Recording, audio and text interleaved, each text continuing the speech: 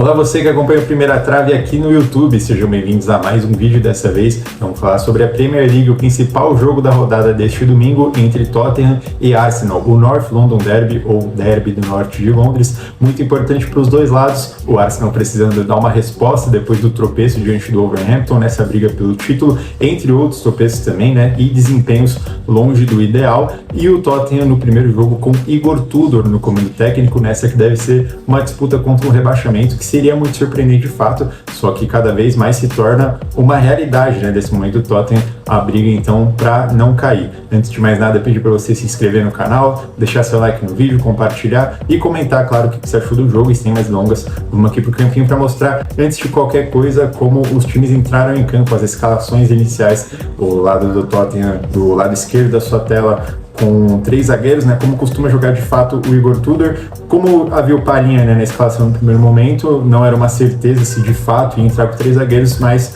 o Palhinha foi mesmo esse terceiro zagueiro, né, o zagueiro pela direita, ao lado do Dragusin e do Van de Ven, sem contar o goleiro Vicário, ala direita com o Archie Gray, ala esquerda com o Spence, Bissouma, Gallagher e Pape Sarr no meio campo, lá na frente Xavi Simons como meia e Colomoni como jogador de referência no ataque. Já pelo lado do Arsenal, Raya no gol, linha de 4 com Timber, Saliba, Gabriel Magalhães e Hincapié, meio campo com Zubimendi, Rice e Eberechieze, tendo mais uma oportunidade aí como titular, foi muito bem, a gente já vai falar um pouquinho mais sobre, trio de ataque com Saka, Gyökeres e Leandro Trossard. O Arsenal começou o jogo controlando bastante a posse de bola, mas esse começo também mostrou uma estratégia defensiva interessante do Tottenham, que foi muito bem aplicada pelos jogadores sem a posse de bola. Por mais natural que fosse, né, é interessante ver como que o time pareceu muito bem treinado, muito bem orientado mesmo no primeiro jogo sob comando do Igor Tudor, pelo menos até ali a primeira etapa. Os alas do Tottenham perseguiam bastante, ou melhor, faziam esses encaixes nos alas do Arsenal, que subiam gradativamente, então tanto o Archie Gray aqui no Hincapié, quanto também o Spence no Jurien Timber. Então aqui no ataque sobrava, claro, o Dragusin no encaixe com o Gyökeres. O Palhinha, que era o zagueiro pela direita, saía bastante no Trossard, assim como o Van de Ven no Saka. Foi muito interessante observar mesmo nos momentos que o Saka recuava bastante, como ele tem feito cada vez mais para participar das jogadas. O Van de Ven perseguia ele por onde fosse. E no meio campo também, encaixes interessantes, mesmo o Zubimendi, quando ele centralizava por aqui para participar da saída de bola, tinha o Pape Sarr encaixado nele, o Eze, quando abria pela direita, tinha o Bissouma encaixado, e o Rice também, quando aparecia, fosse aqui do lado da saída de bola ou mais avançado por aqui, tinha o Gallagher então na missão de encaixar para cima dele. Não foi um primeiro tempo fácil do Arsenal nesse sentido de se desvencilhar da marcação, de encontrar espaços no campo de ataque, mas se desenrolou ali uma questão mesmo, um cenário de bastante posse de bola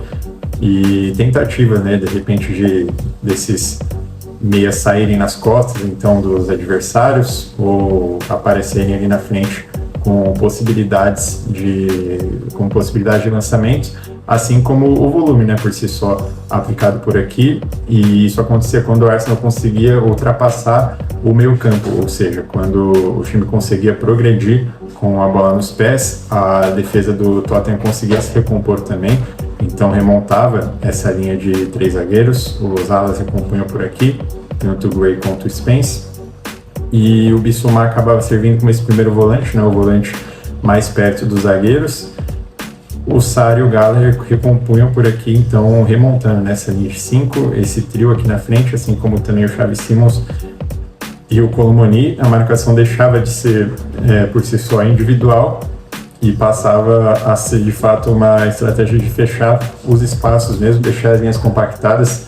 e fazer com que o Arsenal se criasse um pouco lá na frente, né? E cada vez mais, como eu falei, então o Timber aparecia por aqui, criava esse volume junto com o Saka, junto com o Eze, assim como o Rice também cada vez mais,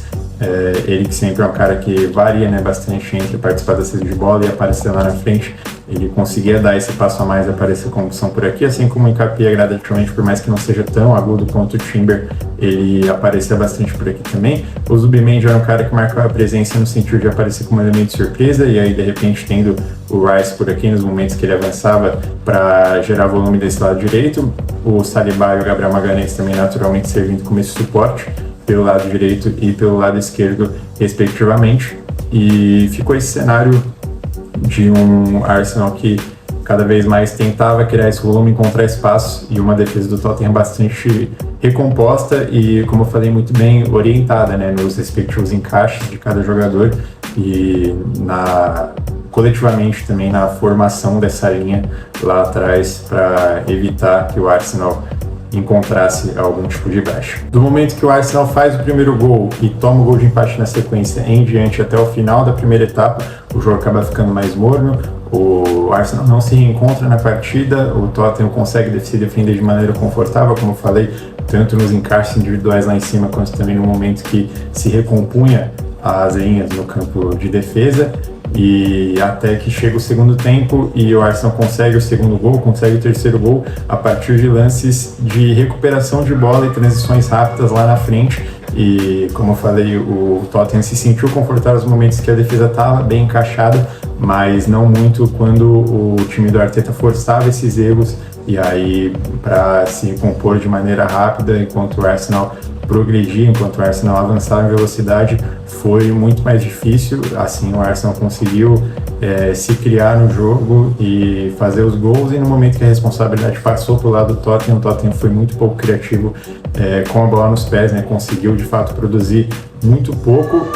conseguiu o gol, como eu falei, a partir de um erro do Rice,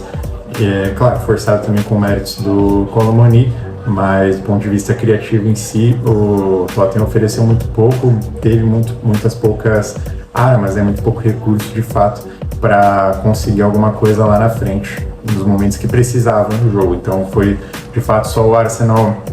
abrir a vantagem, não abrir mão de atacar, claro, para conseguir fazer o terceiro, depois lá na frente o quarto gol. Foi uma postura muito interessante nesse sentido também, né, que era cobrada do Arteta, de conseguir abrir vantagem nos jogos e não deixar o time cair de rendimento, mesmo depois que sofresse o gol, como foi no primeiro. Sofreu um pouco, como eu falei, né, ali ainda na etapa inicial, mas de modo geral, a sensação que passou de que talvez o Arsenal tropeçasse ou que tivesse alguma dificuldade no jogo foi muito mais por conta do histórico recente, por conta do medo recente que tem se criado, o Arsenal entregar o título, acabar perdendo a vantagem, desperdiçando ali a quantidade de pontos que abriu em relação ao Manchester City, do que de fato pelo que o jogo em si mostrou, porque o jogo em si não mostrava alguma faísca de reação da parte do Tottenham, ou, como eu falei, algum recurso que fizesse o Tottenham acreditar que pudesse vencer a partida,